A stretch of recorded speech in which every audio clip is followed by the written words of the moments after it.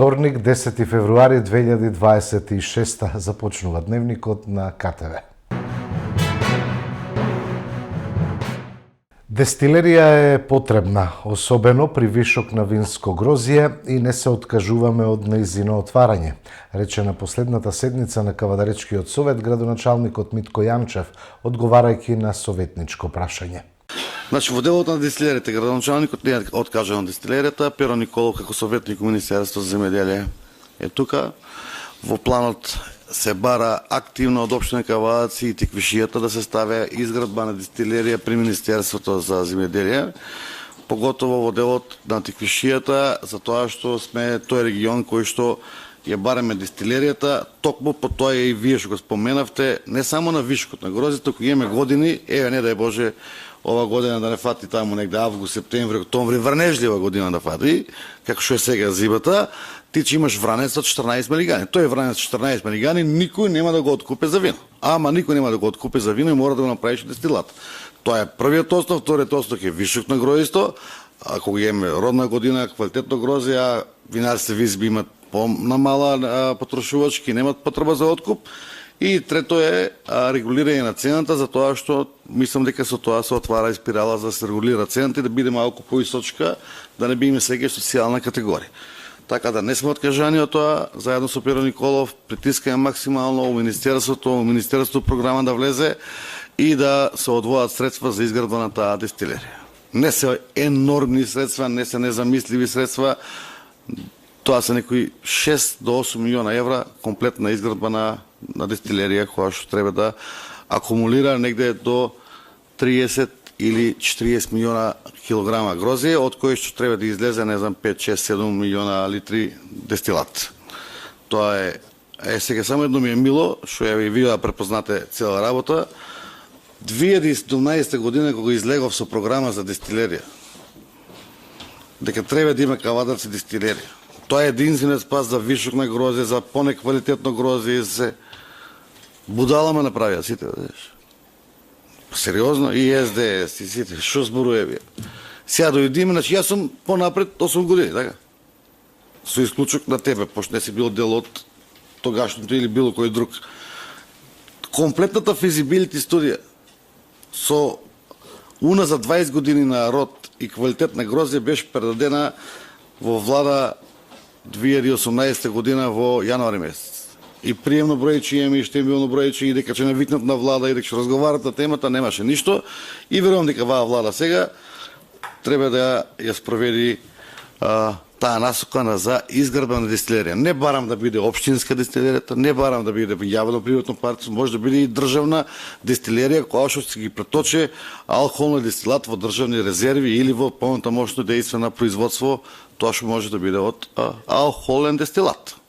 Така да никакво откажување тука и не доаѓа обзир откажување ако сакаме долгорочно земјоделие, поготово лозарството, кое што и така кој е ранливо и е производ кој што бара третман во даден момент. Не трпи. Вранецот бара 10 дена. У тие 10 дена не го обериш, секој нареден ден по 10% губи. Број си ги деновите и на крајот доаѓаш до минус. Така да мора на време да се обери и на време да се проработи. Свети Трифун во делата на македонка Димова Дона. Изложбата во Винскиот музеј беше збогатена со традиционална македонска трпеза и домашни вина. Ми представува особена чест и задоволство да ви посакам искрено добре дојде на овој свечен настан по повод празникот Свети Трифун, заштитникот на лозарите и винарите. Свети Трифун е длабоко вкоренат во традицијата на Тиквешијата, регион кој со векови ја негува лозата и го создава виното како символ на труд, трпение и заедништво. Денес, овој празник, го одбележуваме не само како вински, туку и како културен настан, со што Винскиот музеј ја потврдува својата мисија да биде жив простор на културата, уметноста и образованието. Особено ни е драго што денес сме домаќини на изложбата на уметнички дела од македонка Димова Дона, уметница чиј творечки израз носи силна емоција, автентичност и почит кон традицијата. Незините дела го збогатуваат овој настан и му даваат дополнителна длабочина на просторот во кој се наоѓаме. Голема благодарност упатуваме и до професорите по македонски јазик и учениците од 3 средни училишта во Кавадарци, кои со својата поезија ќе ни покажат дека младите имаат чувствителност, талент и љубов кон пишаниот збор. Нивните стихови се доказ дека културната вредност продолжува да живее и да се развива. Овој настан е заокружен со традиционална храна и квалитетно тиквешко вино, кои се наш белег, наша гордост и наше културно наследство. Дозволете ми да упатам благодарност до градоначалникот и совет на општина Кавадарци и сите покровители на овој настан кои придонесоа за реализација на овој настан и до вас, почитувани гости, што со вашето присуство ја поддржувате културата и традицијата. Нека Свети Трифун ни донесе плодна година, здравје, успех и уште многу вакви средби исполнети со уметност, поезија и добро вино. Чест и задоволство ми е што денес сите заедно сме овде на мојата самостојна изложба по повод празникот Свети Трифун, символ на виното, трудот и благословот. Овој празник има посебно значење за Кавадарци, а за мене представува инспирација што се претворува во боја, форма и емоција. Сојузот на синдикатите на Македонија изутринава 2 часа го блокираше собранието со порака «Добро утро на сите, освен на пратениците». Протестот е прв од 3 најавени блокади на институциите со кои синдикатот врши притисок да се прифатат барањата за покачување на минималната плата и подобрување на работничките права.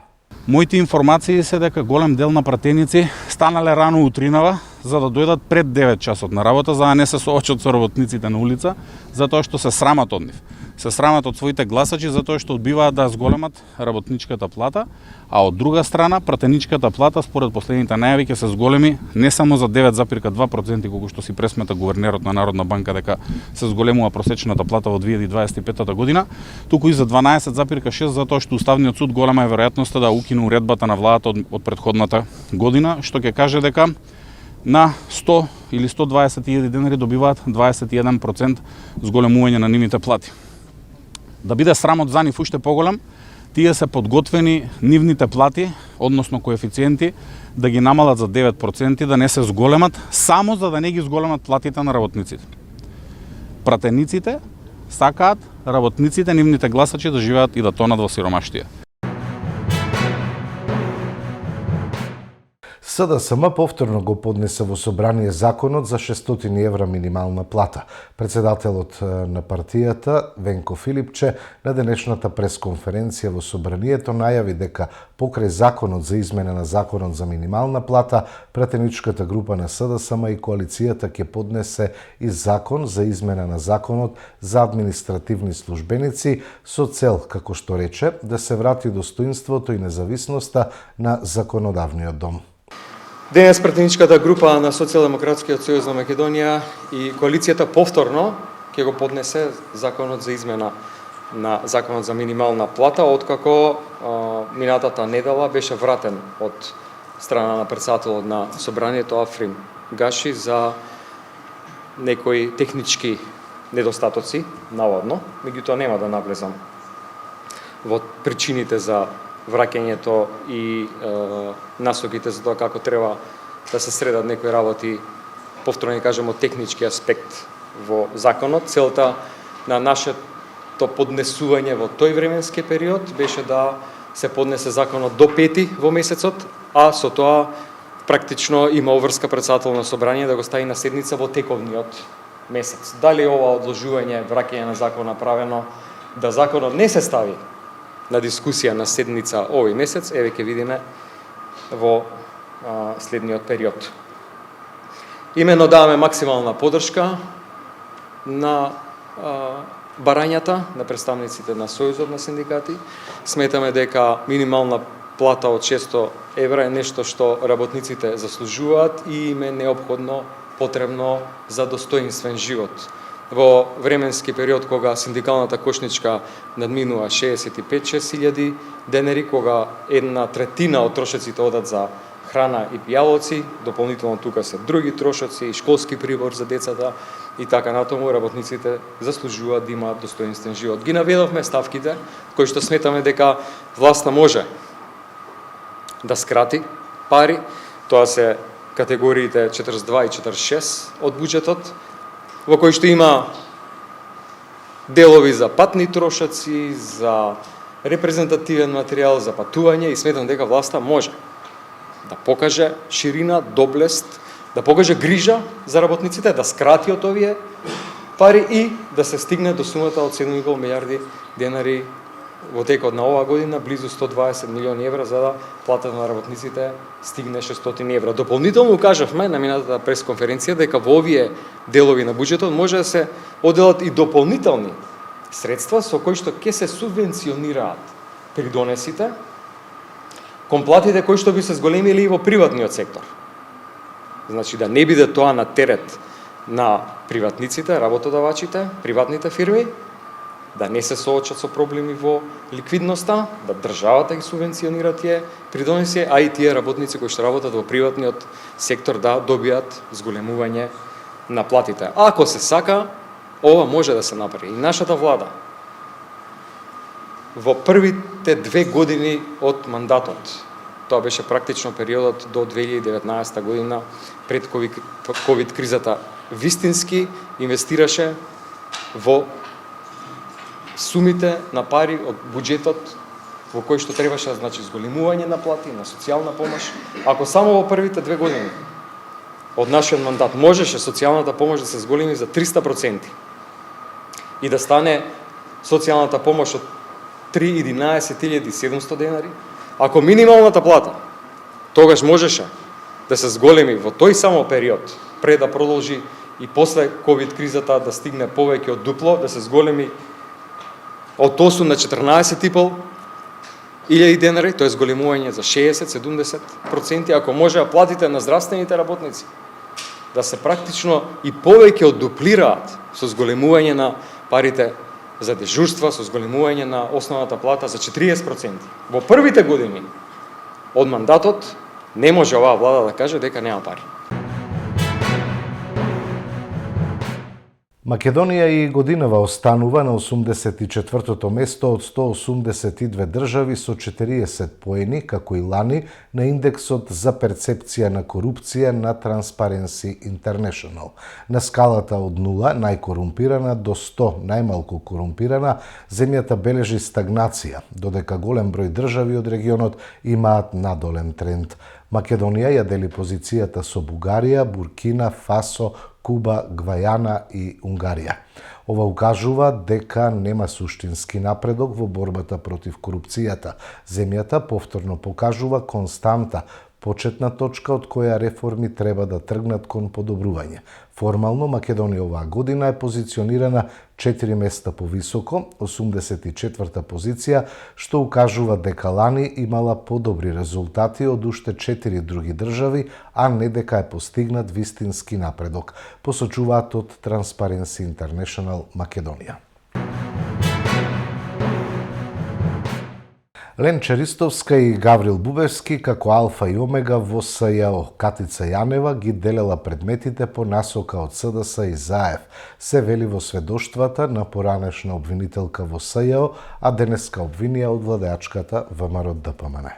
Професионалците Ленче Ристовска и Гаврил Бубевски се однесувале како алфа и омега во СЈО, а денес се прикажуваат како жртви, додека Катица Јанева ги делела предметите на нејзините тимски играчи од добиените бомби од страна на СДС и ЗАЕВ.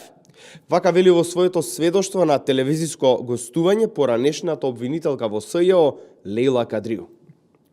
Пред да почне со работа специјалното јавно обвинителство, биле одбрани 7 од вкупно 12 обвинители, додека пак останатите 5 кои што требале да се приклучат, се приклучиле за многу кратко време, само поради фактот што еден од тие 5 обвинители морал да биде Гаврил Бубевски. Се чекало на амин од страна на Зоран Заев за овој тим да се оформи и да почне со работа. Специјалното јавно обвинителство кое било користено за интересите и потребите на СДС, информации кои ние долго време ги говоревме, денес веќе се потврдуваат. Дека станува збор за договор на Катица Јанева и Зоран Заев во тоа време, говори сведоштвото на Кадрију која вели дека Јанева на своите вработени им кажала дека на ден 30.12.2015 година, не мораат да дојдат на работа, туку да си ги спојат тие денови, односно со празниците и да одмараат дома. Но една од оние кои не го направиле тоа била и Лејла Кадриу, која сведочи како тој ден, кога не требало никој да има на работа, Зоран Заев, Радмила Шекеринска и други лица биле во СЈО и носеле материјали кои незаконски ги примиле Ленче Ристовска, Гаврил Бубевски, Фатиме Фетаи и Лиле Стефановска. Дополнително на ова, сите така наречени бомби биле прво праќани до јавното обвинителство, за потоа да бидат проследени до СЈО, за Катица Јанева да ги распореди кој предмет за кој обвинител да го работи. Ристовска, Бубевски, Фетаи и Стефановска биле толку големи професионалци во својата работа, што овие пријави од Зоран Заев ги преземале без никаков записник, што е спротивно на законите и отвара дополнителен сомнеж за веродостојноста на истите.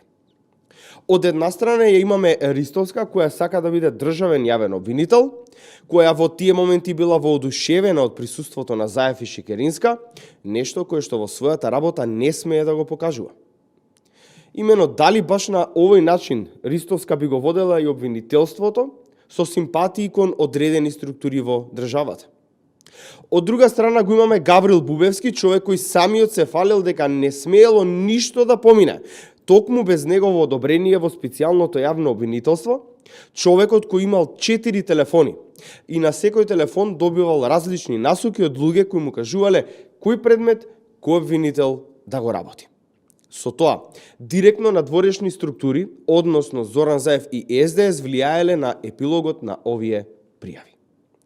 Овие професионалци кои денес глумат жртви треба да се извинат за она што го правеле во минатото, по сведоштвата на обвинителката Лејла Кадриу, личност која ја делела истата канцеларија токму со овие луѓе. Не смееме да дозволиме партиски инструирани личности да го водат повторно да ги водат, односно овие правосудни органи. Правда и одговорност мора да има. Гласен молк за власта за најголемиот наркоскандал. Обвинија денеска од опозиционата СДСМ и праша и денеска како 5 тони дрога поминале граница. Почитувани, гласен молк на власта за најголемиот наркоскандал во регионот за плената на 5 тони дрога во соседна Србија, која дошла од Македонија. И после 10 дена од објавувањето на овој скандал нема одговори. Како 5 тони дрога со неколку камиони ја поминале македонската граница? Кој ќе одговара? Молкот, почитувани, не е случајност, туку јасен индикатор дека овој скандал води до врвот на власта и дека некој се обидува да го заташка. Затоа што е јасно, без поддршка и логистика на структури во власта, во МВР, во царината и во други институции, ваква шверцерска операција на дрога не би била возможна. Во медиумите беа објавени информации дека камионите што ја превезувале дрогата биле пломпирани. Ако е ова точно, се отвораат и нови аспекти за тоа кој е вмешан. Секоја стока што преминува преку граница мора да биде тарифирана согласно тарифни броеви. Ако на овој начин била пренесена дрогата, биле ставени други тарифни броеви што води до заклучок дека станува збор за организирана група, директно поврзана со повеќе институции. Ова, почитувани, е скандал од огромни размери, кој директно го разоткрива длабокиот криминал на владата предводена од ВМРО и премиерот Христијан Мицкоски и мора целосно да биде расчистен. Според неофицијални информации објавени во српски медиуми, обвинителствата во Србија и во Македонија добиле клучни податоци од Американската агенција за борба против дрога, ДЕА. Очајните обиди со медиумска кампања да се дефокусира вниманието на граѓаните од овој скандал нема да поминат. СДСМ, почитувани, бара итна, независна и транспарентна истрага за целосно расчистување на скандалот, која ќе ги даде одговорите. Кој се е вмешан и кој дозволил 5 тони дрога да поминат преку македонската граница. Дали лицето Симе, кој јавноста го виде на фотографии со Мицкоски, е дел од оваа мрежа. Ова нема лесно да заврши. Вистината ќе излезе на виделина, а одговорност ќе има за сите без исклучок. Наместо канабис за медицински цели, Заев и Филипче ја направија Македонија Колумбија на Балканот за шверц на марихуана на црниот пазар, обвинувања од владеачката ВМРО ДПМН. Каде е менторот Зоран Заев, таму е и чиракот Венко Филипче, кој дословно го учи занаетот. Каде има криминал, корупција, па и производство и шверц на дрога, таму е и Заев. Бизнисот со марихуана, кој наместо за медицински цели, очигледно завршувал на црниот наркопазар, очигледно е дека поминувал со аминување на Заев и Филипче. Со ова, Македонија ја направија Колумбија на Балканот. Надлежните институции пред неколку дена по детално спроведена истрага запленија околу 40 тони марихуана од компании со лиценци за производство на канабис за медицински цели. Истите оние фирми на кои Заев и Филипче им доделиле лиценци за работа. Но медицинската марихуана била само параван за организиран криминал и нелегална трговија со дрога. Така, околу 30 тони или околу 70% од запленетата марихуана е од фирмата ЦБД Медплант од Ново село, блиска и поврзана со Заев, Филипче и СДС. Основач на оваа компанија, Христијан Котев, син на Тони Котев, познат по прекарот Мкчев, човек близок до Зоран Заев и поранешен председател на општинскиот одбор на СДС во Ново село, а лиценцата ја добил во времето на Заев и Филипче. Сите знаат како во време на власт на СДС, Заев и Филипче се ваделе лиценци за производство на канабис за медицински цели. Најважниот услов кој требало заинтересираните да го исполнат е да бидат блиски на СДС, Зоран Заев и Венко Филипче. Дека е така може да се заклучи и од паничните реакции на Заев и Филипче, каде што едниот се јавува со нејасна реакција на социјалните мрежи, а според сознанијата се интересирал и лично се јавувал за 5 запленети тони марихуана, додека Филипче во паника се упатил кон јужната граница. Дали ова шетање на Филипче во Грција е само по барање на Заев? Дали имале средба и што било разговарано на истата? Сите овие индиции и меѓусебни поврзаности на Заев и Филипче со шверцот на медицинската марихуана, јавното обвинителство мора да ги истражи. Колку и да има таму лица под контрола на СДС, Заев и Филипче, мора да се издигнат, да се надминат себе си, да постапат согласно закон и да го истражат целиот случај. Како се издавале лиценците, кој се произведувал марихуана и зошто таа наместо за медицински цели гледаме дека завршувала на црниот пазар. Јавното обвинителство да истражи. Дневникот продолжува со информации од спортот. Завршница на регуларниот дел од машката ракометна Суперлига. Тиквеш и Бутел имаат 3 бода предност пред вториот тим на Пелистер, со што се во пол позиција за местата во плейофот. Регуларниот дел од сезоната во машката ракометна Суперлига влегува во интересна завршница. До крајот остана уште само 3 кола, а интересно ќе биде само во борба за позициите 5 и 6 кои водат во плейоф фазата. Вардар, Еврофарм Пелистер, Охрид и Алкалоид се сигурни, а за сега пол позициите за преостанатите 2 места ги држат Тиквеш и Бутел. Но математички шанси има и Еврофарм Пелистер 2, кој има најлесен распоред до крајот. Младите битолчани играат дома со Алкалоид и Струга, а гостуваат на Радовиш. Бутел дома игра со Вардар и Тиквеш, а гостува на Охрид. А Тиквеш им гостува на Прилеп и Бутел, а дома игра со Куманово. Тиквеш и Бутел имаат 3 бода предност пред Еврофарм Пелистер 2, и математиката вели дека им треба само една победа да го загарантираат местото во плейофот. Во редното 20-то коло машката ракометна Суперлига стартува веќе денеска со средбите Бутел Вардар и Куманово Охрид. Според очекувањата и предвидувањата, гостите се апсолутни фаворити. Утре среда се играат останатите средби. Радовиш е домаки на Еврофарм Пелистер, а Еврофарм Пелистер 2 во Битола го пречекува Алкалоид. Пролет, заради домашниот терен, е фаворит против Струга, а најинтересно се очекува да биде на средбата Прилеп-Тиквеш. Кавадарчани со евентуална победа ќе ги разрешат сите дилеми околу плејофот. Кавадаречките кошаркари и кошаркарки немаа шутерски ден. Тиквеш, Голден Игла и Пробаскет едноставно немаа среќа да ги казнат грешките на противникот и да слават победи на гостувањата. Кошарката е колективен спорт. Спорт во кој не можете да чекате да проработи најквалитетниот поединец.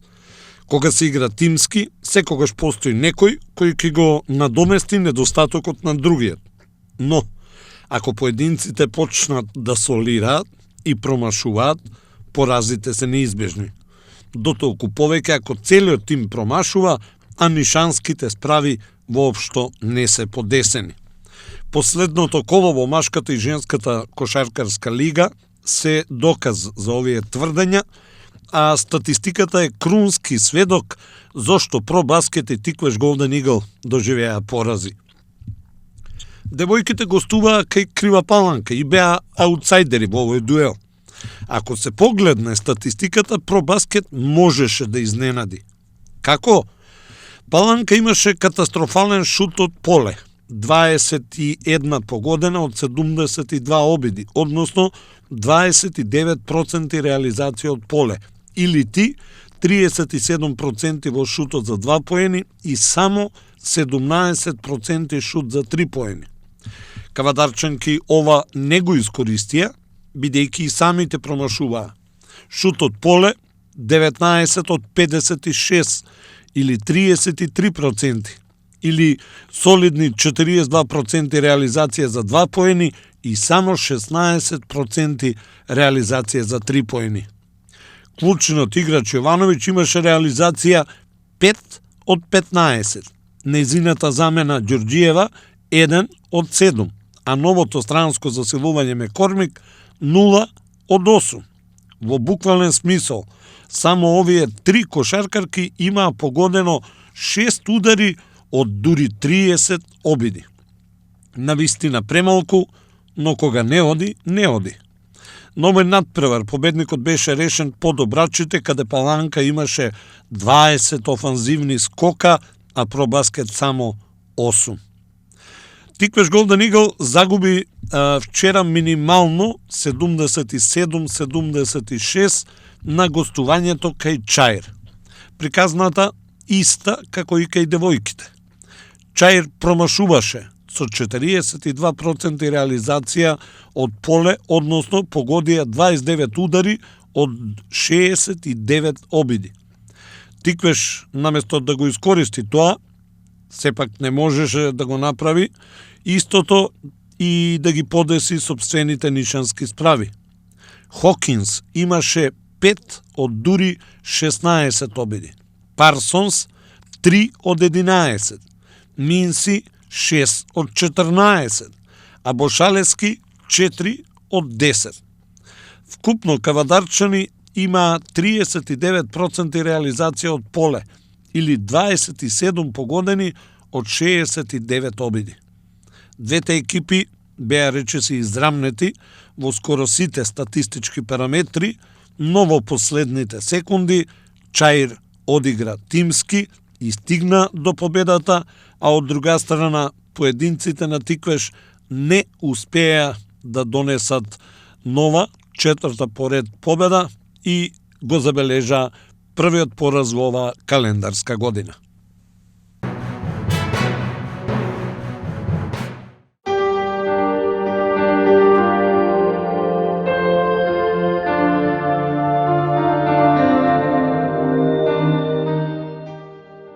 Утре не очекува променливо облачно време, попладне и во текот на ноќта, со повремени локални врнежи од дожд, а на повисоките планини врнежи од дожд и снег. Ке дува умерена долж по Вардарието, повремено засилен ветер од југоисточен правец. Температурата во интервал од 5 до 12 степени. Од недела попладне ке започне да дува северен ветер, а температурите ке бидат во опаѓање. Го гледавте Дневникот, имајте пријатна вечер.